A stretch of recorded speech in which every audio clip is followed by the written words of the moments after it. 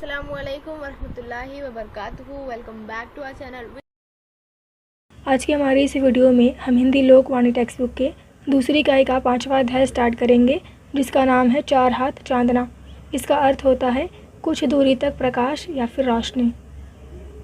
प्रस्तुत पाठ में हमें यह संदेश दिया गया है कि जिस प्रकार एक छोटी सी मोमबत्ती पूरे घर को प्रकाशित नहीं कर सकती, लेकिन अपने आसपास के कुछ दूरी तक धरती को प्रकाश दे सकती है। प्रस्तुत पाठ की लेखिका हैं अमृता प्रीतम। अमृता प्रीतम पंजाब की विख्यात साहित्यकार हैं, जिन्होंने पंजाबी और हिंदी दोनों भाषाओं में लेखनी की है। प्रस्तुत पाठ एक साक्षात्कार है, यानी कि दो लोग के बीच में हुई संवाद, जिनमें अमृता प्रीतम जी पंजाब की विख्यात चित्रकार श्री शोभा सिंह से प्रश्न करती हैं और उनके अनुभव, चित्रकला चुनने के कारण, चित्रकला के विषय आदि पर प्रश्न किए हैं। शोभा सिंह जी ने इन प्रश्नों के उत्तर विस्तार में दिए हैं। देखिए, यहाँ ब्रैकेट में लिखा गया है कि पंजाब के प्रसिद्ध चित्रकार श्री शोभा सिंह से प्रसिद्ध साहित्यकार यानी लेखिका अमृता प्रीतम जी की बातचीत। इसका फर्स्ट पैराग्राफ है। अमृता प्रीतम जी कहती हैं, शोभा सिंह जी, चित्रकला में तकनीकी और रूहानी पहलू से जितना अनुभव आपका है, यानी कि टेक्नोलॉजी और स्पिरिचुअल, अगर दोनों की बात की जाए, जितना एक्सपीरियंस आपका है वर्षों के हिसाब से भी और चिंतन की गहराई के हिसाब से भी, यानी अगर पिछले जितने भी साल बीत चुके हैं उनमें नज़र डाला जाए और बहुत गहराई से सोचा जाए, फिर भी आपके जैसा कलाकार आज तक कोई नहीं हुआ। कलाकार के कर्म की व्याख्या करनी हो तो आप किन शब्दों में करेंगे, यानी कलाकार ने जो आर्ट बनाया है, आर्टिस्ट ने, उसकी अगर व्याख्या करनी हो यानी कि एक्सप्लेनेशन देना हो तो आप किन शब्दों से करेंगे। शोभा सिंह जी कहते हैं, सबसे पहले सत्यम, शिवम और सुंदरम का क्रम बदलना होगा। ये जो 3 वर्ड हैं, सत्यम, शिवम, सुंदरम, इन्हें साहित्य का आधार माना जाता है। यानी कि सत्य अर्थात कोई चीज़ सच है जो कभी गलत नहीं हो सकती और कभी छिपती नहीं है। शिवम अर्थात लोगों को रास्ता दिखाने वाला अविनाशी। सुंदरम अर्थात जो चीज़ सत्य है, जो दूसरों का भला करती है, वही चीज़ सुंदर है। तो इन तीनों का जो क्रम है वो उसे बदलने की बात करते हैं। मैं इसे सुंदरम, शिवम और सत्यम का क्रम देता हूँ। तो वे कहते हैं कि सबसे पहले सुंदरम आना चाहिए, यानी कोई भी चीज़ सुंदर होनी चाहिए, तो वो चीज़ अविनाशी हो जाती है और दूसरों का भला करती है, और बाद में वही चीज़ सत्य हो जाएगी। वे इस क्रम की बात करते हैं। सुंदरता के लिए नज़र सबसे पहली अवस्था है, और फिर वे कहते हैं कि अगर प्रथम सुंदरम आएगा यानी कि सुंदरता, तो उसके लिए जो हमारी नज़र है वो सबसे फर्स्ट स्टेज है, और सत्य उसकी तीसरी अवस्था, और सत्य क्या है, उसका थर्ड स्टेज। यानी जो चीज़ हम देखते हैं, वो कोई लेखनी हो, चाहे कोई कविता हो, चाहे कोई चित्र हो, उसे देखने के लिए हमारी नज़र सुंदर होनी चाहिए, यानी कि हम उस चीज़ में सुंदरता ढूंढें, तो बाद में वो चीज़ ऑटोमेटिकली सत्य हो जाएगी। यह विकास की क्रिया है, यानी डेवलपमेंट की क्रिया है, जिसकी पहली मंजिल सुंदरता की कल्पना है। यानी जो आप कल्पना करते हो, जो आप इमेजिनेशन करते हो, वह भी सुंदर होना चाहिए। जिस प्रकार एक चित्रकार की कल्पना बहुत सुंदर होती है और उसी कल्पना को वो चित्रों के माध्यम से दिखाता है। शोभा सिंह जी आगे कहते हैं, उसी कल्पना को जिसे आप अक्षरों के माध्यम से कागज़ पर उतारती हैं और चित्रकार रंगों और लकीरों के माध्यम से कैनवस पर उतारता है। बिल्कुल सही बात कहा उन्होंने कि जिस इंसान की कल्पना बहुत सुंदर होती है वो उसे ही अपने रियल लाइफ में भी अप्लाई करता है। जिस प्रकार एक लेखक, एक लेखिका बहुत अच्छा सोचते हैं और अक्षरों के माध्यम से वही चीज़ लिखते हैं, और एक जो चित्रकार होता है वो भी कुछ सोचता है अपने मन में कि मैं ऐसा ऐसा ड्राइंग बनाऊंगा, और वो उसी सोच को रंगों और लकीरों के माध्यम से कैनवस पर उतार देता है। नेक्स्ट पैराग्राफ है। अमृता प्रीतम जी कहती हैं, चित्रकला का माध्यम आपने कैसे चुना। तो इस पर शोभा सिंह जी कहते हैं, इस सवाल का जवाब ढूंढने के लिए मैंने कई बार एकांत में बैठकर अपनी आयु के सब वर्षों को टटोला है। यानी बहुत बार अकेले बैठ के मैंने अपने जो साल जी लिए हैं उनको ढूंढा है, उसमें कुछ वर्षों की निचली तहों को भी, और जो साल बीत गए हैं उससे पहले के सालों को भी ढूंढा है। मुझे लगता है कि लोगों को भी यह पक्का भुलावा हो गया है कि मैं चित्रकार हूँ, और मैं खुद को भी, अपने आप को यही भुलावा देता हूँ। यानी वे कहते हैं कि लोगों को यह पक्का भुलावा यानी कि भ्रम सा हो गया है कि मैं चित्रकार हूँ। ये कि भ्रम है ये, मैं एक्चुअली में चित्रकार नहीं हूँ। इसका मतलब ये है कि कोई बचपन से ही किसी चीज़ में एक्सपर्ट नहीं होता, ऐसा कुछ तो हुआ रहता है जिससे वह उस चीज़ में एक्सपर्ट हो जाता है। इस भुलावे की बुनियाद एक घर था, यानी जो भ्रम है कि मैं एक चित्रकार हूँ, इसका जो बुनियाद है, जो इसका मेन फाउंडेशन है, वो क्या एक घर था। वो कैसा घर था? जिसकी मुझे जन्म से तलाश थी। इस आने वाले लाइनों में शोभा सिंह जी ने एक ऐसी बात बताई है जिसकी वजह से वो चित्रकार बने। मुझे याद है कि मैं मुश्किल से कोई 8 बरस का रहा हूँगा जब आंगन की रसोई पर जो परछत्ती बनी हुई थी, परछत्ती यानी कि कमरों में सामान आदि रखने के लिए छत के नीचे छाई हुई छोटी सी पाटन या फिर टाण, उसे ही कहा गया है परछत्ती। तो वे कहते हैं कि आंगन की रसोई पर जो परछत्ती थी यानी दीवार के ऊपर जो टाण था, मुश्किल से भी कितना था, 3.5 फुट का रहा होगा। तो उन्होंने उसे धो पोंछ कर अपना घर बनाया था और उस परछत्ती के साथ जो कुछ खुली जगह थी आसपास, वहाँ उन्होंने 2 टूटी हुई हंडिया यानी क्या, मटका, उसमें मिट्टी डाली और चंपा के पौधे लगा लिए। मुझे तब पढ़ना भी नहीं आता था, उस वक्त उन्हें पढ़ना नहीं आता था, पर एक सुंदर सी जिल्द वाली पंचग्रंथि लेकर मैंने घर में सजा दी। सुंदर सी जिल्द वाली पंचग्रंथि यानी कि अच्छे सुंदर सी कवर वाली एक पंचग्रंथि यानी कि पवित्र ग्रंथ था, उसे उन्होंने अपने घर में सजा दिया। उसके लिए एक चंवर भी ढूंढ लिया था जो दीमक का खाया हुआ था। चंवर अर्थात ये है, लेकिन वो लकड़ी का रहा होगा इसलिए उसे दीमक ने खाया था।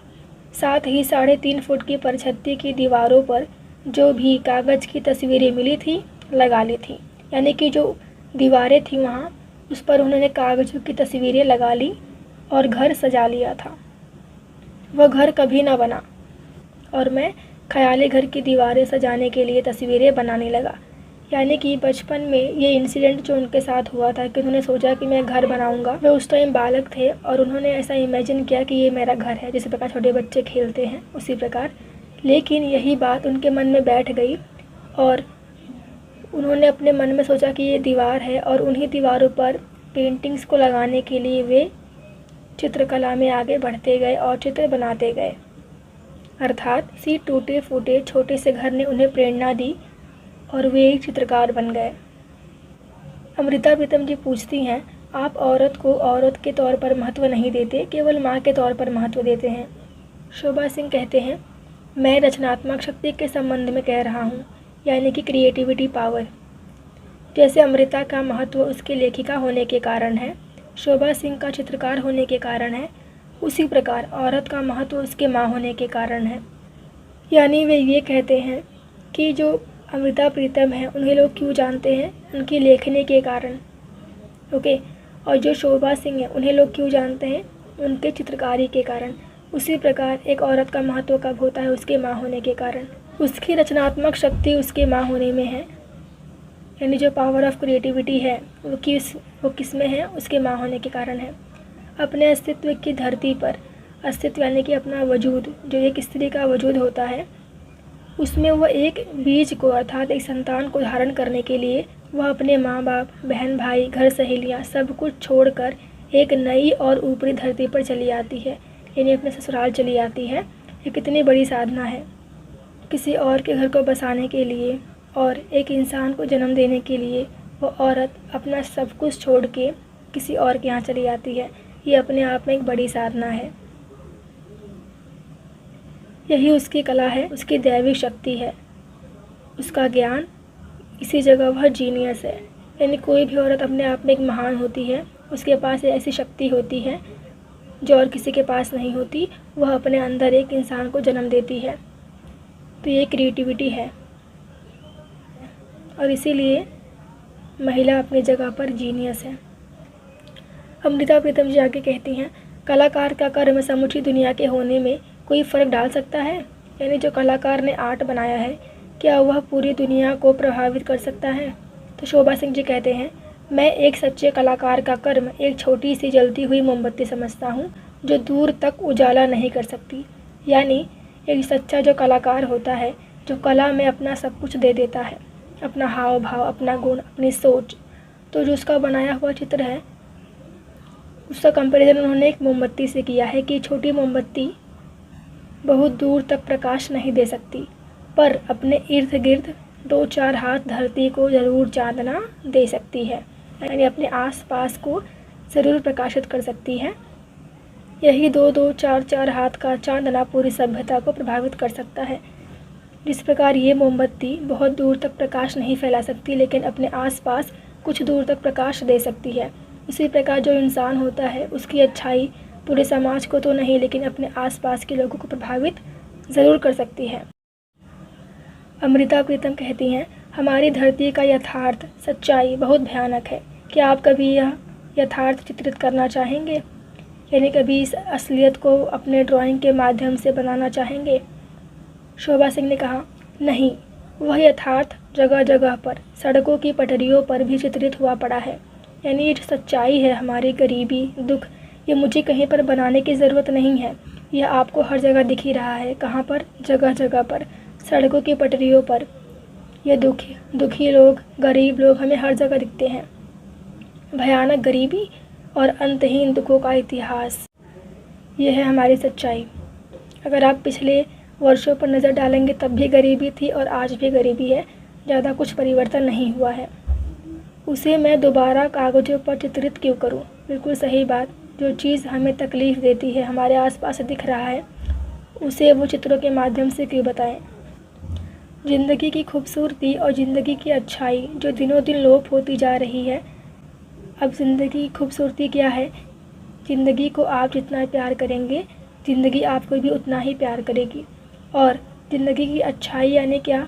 जब आप दूसरों के लिए अच्छा करोगे तो दूसरे भी आपके लिए अच्छा करेंगे, यानी जो हम किसी को देंगे वही हमें लौट के मिलता है। तो ये दो चीज़ें जो हैं ज़िंदगी में, वो सब कुछ लोप होता जा रहा है, यानी गायब होता जा रहा है। इंसानियत, प्रेम, भावना, ये सब गायब होता जा रहा है। मैं उसे कागज़ पर चित्रित करना चाहता हूँ, कल्पना से भी ना मिटे। यानी भले से वो पेंटिंग मेरी ख़त्म हो जाए, लेकिन जिन जिन लोगों ने उस पेंटिंग को देखा उनके मन में ये बात बैठ जाए।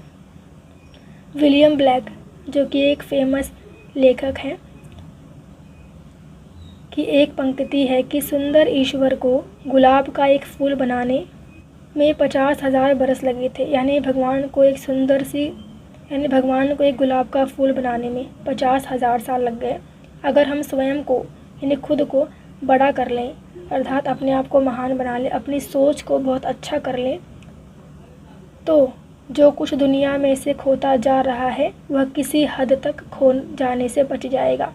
यानी अगर हमने अपनी सोच को बड़ा कर लिया, दूसरों के साथ अच्छा करने लगे, तो धीरे धीरे जो कुछ भी दुनिया से इंसानियत गुण गायब होने लगे हैं, मानवता जो मिटती जा रही है, वह किसी हद तक रुक जाएगा।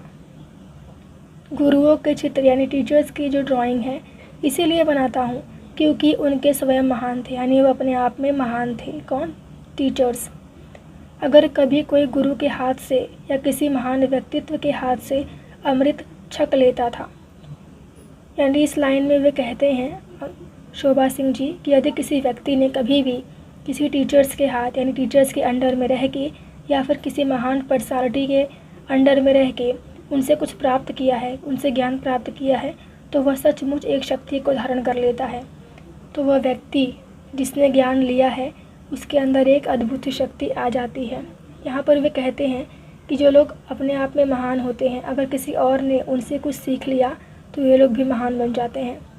यह केवल एक भोले इंसान का विश्वास नहीं था जो उसे शक्ति देता था, यह उस व्यक्तित्व का प्रभाव था जिसके हाथ से वह शक्ति ग्रहण करता है। यहाँ पर वे कहते हैं कि जो कोई भोला इंसान है जिसने ये मान लिया कि मैंने ज्ञान प्राप्त कर लिया, मुझे शक्ति मिल गई, अब एक्चुअली में यह नहीं होता, बल्कि वह शक्ति तुम्हें इसलिए मिली है क्योंकि यह शक्ति तुम्हें किसने दी है? उस महान व्यक्तित्व वाले इंसान ने दी है, कि यह उस व्यक्तित्व का प्रभाव था, यानी कि जिसने हमें सिखाया, या उसकी पर्सनालिटी का इफ़ेक्ट है, प्रभाव है, जिसके हाथ से हमने यह सब कुछ सीखा है। कलाकार का कर्म भी एक व्यक्तित्व बनना है, यानी जो कलाकार होते हैं किसी भी क्षेत्र में, उनका भी एक ही ड्यूटी होती है, क्या? कि अपने आप को एक महान इंसान बनाओ। तभी कला में उसका प्रभाव आ सकता है और तब जाके जो उसकी कला है वो एक महान कला बन सकती है। कैसे कि सिर्फ कलाकार का मुद्दा व्यवसाय करना नहीं होना चाहिए, बल्कि वह अपने बनाए गए आर्ट के माध्यम से लोगों को सही दिशा दिखाए। कला जब कला के लिए होती है तब उसका कोई प्रभाव नहीं होता। यानी सिर्फ आप ड्राइंग बना रहे हो बेचने के लिए, व्यवसाय करने के लिए, तो वो कोई कला नहीं है जब तक आपके द्वारा बनाई गई कला किसी और को प्रेरित ना करे। अर्थात एक सच्चे कलाकार वही है जिसकी कला लोगों को प्रेरित करती हो। अमृता प्रीतम कहती हैं, कलाकार की शक्ति उसके चिंतन में है और चिंतन के अमल में। यानी कि तो मतलब जो कलाकार होते हैं उनका पावर किस में है? सोचने में, और उस सोच को अमल में लाने के लिए। यानी कि जो कलाकार सोचता है उसे एक्चुअली में अप्लाई भी करे। इसमें आप दर्शक का कर्म क्या समझते हैं? यानी जो दर्शक होते हैं उसमें इनका क्या इम्पोर्टेंस है?